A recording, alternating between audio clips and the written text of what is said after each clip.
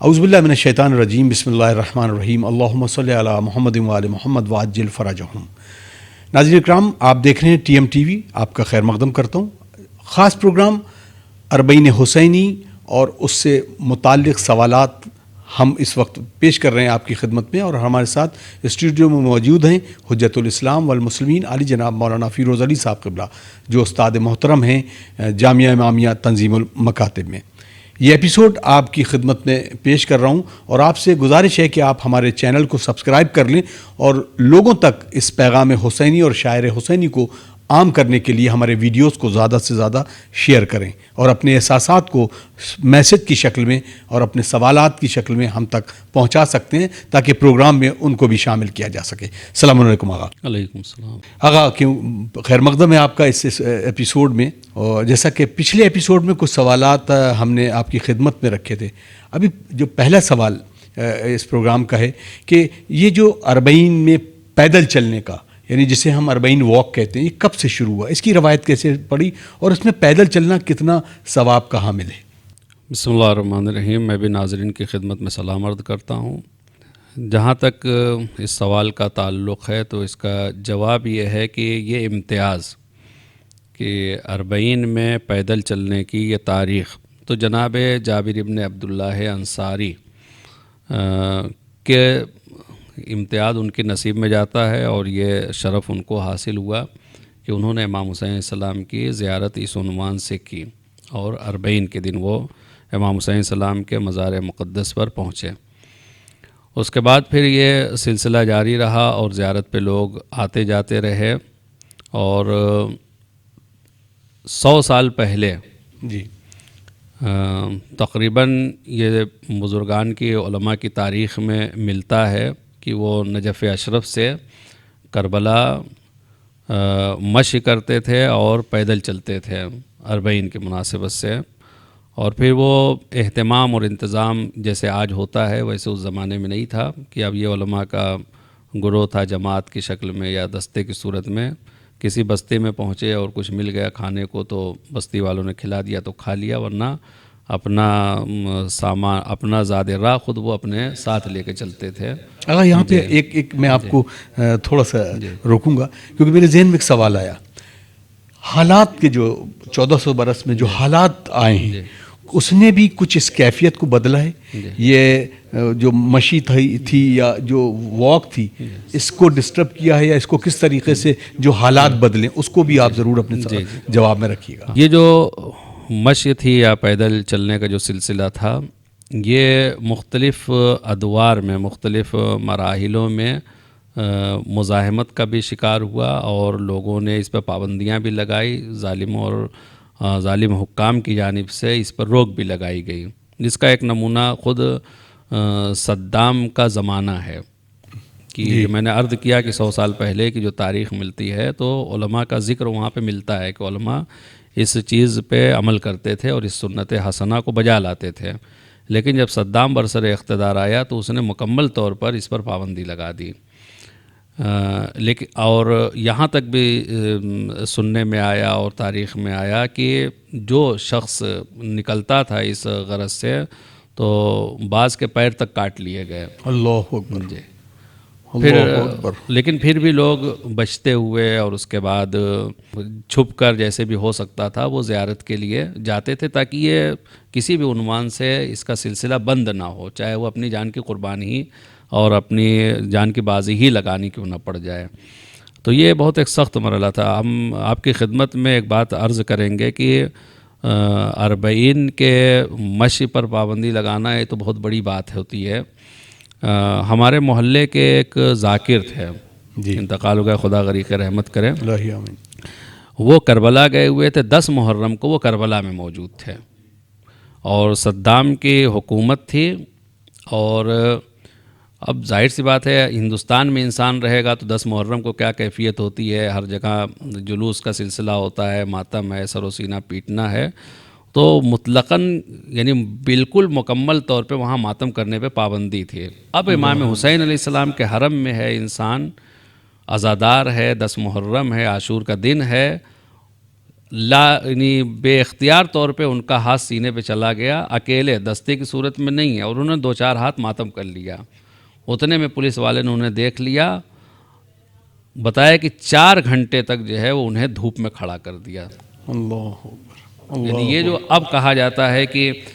زیارت پہ جانے والے کے پیر کاٹ لیے گئے، ہاتھ کاٹ لیے گئے، تو اس واقعے کو دیکھنے کے بعد ان سب واقعات پر یقین ہو جاتا ہے کہ واقعاً ایسا تھا کہ ظلم اس حد تک بڑھ سکتا ہے اور یعنی ظالم اس حد تک جا سکتا ہے امام حسین علیہ السلام کے شعائر کو دفن کرنے کے لیے اور امام حسین علیہ السلام کی یاد کو اور ان کے پیغام کو نیست و نابود کرنے کے لیے۔ لیکن جب صدام کا خاتمہ ہوا 2003 میں، تو پھر وہ جو سلسلہ شروع ہوا ہے ہر سال وہ بڑھتا ہی چلا جا رہا ہے، اس کی رونق میں اضافہ ہوتا چلا جا رہا ہے، تعداد میں بھی اضافہ ہو رہا ہے، کیفیت بھی بڑھتی چلی جا رہی ہے۔ تو یہ خود اس بات کی دلیل اور علامت ہے کہ جو پروردگار عالم کا وعدہ ہے، جو ہماری راہ میں قربانی پیش کرتا ہے، وہ زندہ ہوتا ہے۔ تو یہ وہ زندگی ہے جو روز بروز بڑھتی ہی چلی جا رہی ہے۔ اور پھر وہ جناب زینب سلام اللہ علیہا کا بھی یعنی وہ پیشن گوئی کہہ لیجئے یا ایک خوشخبری کہہ لیجئے یا بشارت کہہ لیجئے، کہ جو یزید سے آپ نے کہا تھا کہ تو جتنی کوششیں کر سکتا ہے کر لے، جتنی محنت کر سکتا ہے کر لے، لیکن یاد رکھ خدا کی قسم ہمارے ذکر کو مٹا سکتا ہے نہ تو ہمارے قرآن کو نابود کر سکتا ہے۔ جزاک اللہ۔ اگر اب جو یہ کروڑوں افراد جو ظاہر سی بات ہے کہ دل میں محبت سید الشہداء کے لے کر اس نجف سے کربلا کی طرف جو رواں دواں ہوتے ہیں، اس کا ہدف اور اس کا مقصد کیا بیان کیا گیا ہے؟ اگر اس پیدل چلنے اور اس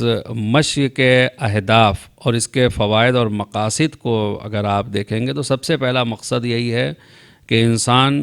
ظلم استبداد کے خلاف اٹھ کھڑا ہوا ہے۔ کیا بات ہے جی، امام حسین علیہ السلام کا جو پیغام تھا کہ یہ جو امام حسین علیہ السلام کا قیام ہے کہ میں امت کی اصلاح کے لیے اٹھا ہوں، یعنی میرا قیام امت کی اصلاح کے لیے، میں امر بالمعروف کرنا چاہتا ہوں، نہی عن المنکر کرنا چاہتا ہوں۔ تو سب سے پہلی چیز یہ ہے کہ یہ خود نمونہ ہے اس بات کا کہ انسان کھڑا ہو گیا ہے عدل و انصاف کے قیام کے لیے، ظلم و ستم کے خلاف۔ دوسرا پیغام اس میں اتحاد کا ہے، اتحاد، اخوت، یکجہتی، برادری اور انسانیت کا، کہ اس مشی میں اور اس پیدل واک میں یعنی اس واک میں انسان جو چیزیں دیکھتا ہے وہ اتحاد ہے۔ مختلف سلیقے کے لوگ، مختلف مکاتب فکر سے تعلق رکھنے والے افراد اس میں شریک ہوتے ہیں، شیعہ بھی ہیں، سنی بھی ہیں، یہاں تک کہ عیسائی بھی آپ کو دکھائی دیتے ہیں، اور ہندوستان سے بھی جانے والے افراد بھی نظر آتے ہیں جو ظاہراً یعنی مسلمانوں کی فہرست میں شمار نہیں کیے جاتے ہیں، وہ بھی، اور دوسرے ملکوں سے بھی جو ہے وہ صرف اس کو دیکھنے کے لیے، رپورٹنگ کرنے کے لیے وہاں موجود افراد آتے ہیں۔ اور پھر خداوند عالم یہ بھی در حسین ہے کہ بعد اس میں سے آتے کچھ اور ہیں، لیکن جب بن کے جاتے ہیں تو وہ حسین ہی بن کے جاتے ہیں وہاں سے۔ جی جزاک اللہ۔ اگر سوال کیونکہ میرے ذہن میں یہ آ گیا، آپ نے بتایا یہ اربعین حسینی کہ صرف مذہبی اجتماع ہے؟ مثلا ظاہر سی بات ہے کہ جب ہم جانتے ہیں کہ سارے افراد مسجد میں نہیں جا سکتے، سارے افراد مکہ میں نہیں جا سکتے، مدینے نہیں جا سکتے، حرم میں نہیں جا سکتے، لیکن امام حسین علیہ السلام کا در کھلا ہے سب کے لیے۔ تو پیغام جو انسانیت ہے کربلا سے ملتا ہے، اس کو کیسے بیان کیا جائے گا اور کیسے لوگوں کو اس طرف امام حسین کی طرف جوڑا جائے گا اور کیسے امام حسین کے پیغام کو عام کیا جائے گا؟ وہ امام حسین علیہ السلام کا وہی پیغام انسانیت جو امام حسین علیہ السلام نے لشکر یزیدی کو بھی دیا تھا، کہ آپ نے فرمایا کہ لشکر سے آخری وقت کے تقریباً خطبات میں سے ہے، آخری لمحات کے، کہ امام نے فرمایا کہ یا شیعۃ آل ابی سفیان، اے آل ابی سفیان کے چاہنے والوں، پیروکاروں، ان لم یکن لکم دین، اگر تمہارے پاس دین نام کی کوئی چیز نہیں ہے، تم دیندار نہیں ہو، فکونوا فی دنیاکم احرارا، تو کم سے کم اپنی دنیا میں تو آزاد رہو۔ یہ امام حسین السلام کا پیغام ان کے لیے، آزاد کس کے مقابلے میں رہو، کس کی غلامی تم اس وقت کر رہے ہو؟ ایک ایسے کی غلامی کر رہے ہو جو انسانی اقدار کو پامال کرنے والا ہے۔ یہ انسانی اقدار کیا ہیں؟ جس کے یہاں کسی کی کوئی عزت و احترام نہیں ہے، جس کے یہاں بیوی اور پھوپھی کے درمیان کوئی فرق نہیں ہے، اللہ اکبر، جس کے یہاں دوسروں کو قتل کرنا بے گناہ، تہہ تیغ کر دینا، پورا گھر اجاڑ دینا، مار ڈالنا، قتل کر دینا کوئی بات نہیں ہے اس کے یہاں. دوسرے کے حقوق کو پامال کر دینا، انہیں بے گھر کر دینا، یہ تمام مظالم جو ایک انسان انجام دے رہا ہے. اور اس کے بعد ایک وہ جو پیغام تھا امام حسین السلام کا، اس میں یہ بھی تھا کہ تم لوگ کس کے پیچھے چل رہے ہو؟ جو بندروں سے کھیلتا ہو اور اس کے بعد جو شراب خوار ہو. تو یہ سب وہ پست رذائل اور خرابیاں اور برائیاں ہیں کہ جس کو ایک حریت پسند انسان اور آزاد ضمیر رکھنے والا انسان بھی برداشت نہیں کرتا ہے اور قبول نہیں کرتا ہے. امام حسین علیہ السلام نے ان کو بھی جو پیغام دیا تھا جو آپ کی جان کے دشمن ہیں کہ کم سے کم اپنی دنیا میں آزاد رہو، تو یہی آزادی کا پیغام امام حسین السلام ہر ایک کو دے رہے ہیں اور بتا رہے ہیں کہ دیکھو تم، اسی مولا کائنات نے بھی فرمایا تھا کہ خداوند عالم نے تمہیں آزاد پیدا کیا ہے، لا تکن عبدن غیرک، اپنے غیر کے غلام نہ بنو کہ خداوند عالم نے تمہیں قد جعلکم اللہ حرا، کہ خدا نے تمہیں آزاد رکھا ہے. اب یہی آزادی کا پیغام تھا جو امام حسین السلام نے دیا. حر بھی اسی آزادی کو حاصل کرنے والا ایک شخص تھا جو نام کے اعتبار سے تو امام حسین السلام کے دروازے پہ آنے سے پہلے نام کے اعتبار سے تو حر تھا، لیکن جب امام کے دروازے پہ آ گیا تو امام حسین السلام نے واقعی اسے حر بنا دیا. اور پھر وہی سند بھی دی آ کر کہ کتنا اچھا نام ہے جو تیری ماں نے تیرا نام رکھا تھا کہ تو دنیا میں بھی آزاد ہے اور آخرت میں بھی آزاد ہے. تو یہ آزادی وہ ہے جو ظالم سے آزادی دلا کر انسان کو تاریخ میں ہمیشہ کے لیے سرخرو کر دیتی ہے اور اسے لعنت کے طوق سے نکال کر اس کے سر پر سلام اور سلامتی اور عزت کا تاج رکھ دیتی ہے. سبحان اللہ، سبحان اللہ. فکر رات کی ہر کو سوئے جنت لائی، بس اسی فکر کی شبیر نے عزت کی ہے. حقیقت یہی ہے کہ انسان جب فکر کرتا ہے اور وہ فکر اس کی مذہبی بنیاد پر اس کو مستحکم بنا دیتی ہے تو انسان خود بخود دین الہی کی طرف آ جاتا ہے اور تقرب الہی بھی حاصل کر لیتا ہے. ناظرین، آپ دیکھ رہے ہیں خاص پروگرام. ہماری آپ سے ایک اور گزارش ہے کہ اس طرح کے پروگرام جو ہم آپ تک پہنچاتے ہیں اس میں آپ کے تعاون کی بھی ضرورت ہے، اور تنظیم المکاتب بھی گزشتہ 50 برسوں سے یہ جو کوشش کر رہا ہے، اس میں آپ آئیے، تنظیم کے ساتھ جڑیے اور تنظیم المکاتب کے جو تمام پروگرام ہے اس سے جڑیے تاکہ ہم اور ہمارا یہ پورا ادارہ آپ تک اور تمام لوگوں تک تعلیمات معصومین کی ترویج کرتا رہے. ہمارے جو نیچے سلائیڈ چل رہی ہے اس میں تمام بینکس کی ڈیٹیل ہے. اگر آپ ہمیں تعاون کرنا چاہتے ہیں تو ان ڈیٹیلز میں جا کر ہمیں تعاون کریں اور جو رسید ہے اس کو ہمارے ٹیلی فون نمبر یعنی واٹس ایپ نمبر پہ ضرور بھیج دیں تاکہ اس کی رسید آپ تک پہنچائی جا سکے. ہمیں دیجیے اجازت، انشاءاللہ اگلے پروگرام میں پھر حاضر ہوتے ہیں. والسلام علیکم ورحمۃ اللہ وبرکاتہ. اللہم اجل ولیک الفرج.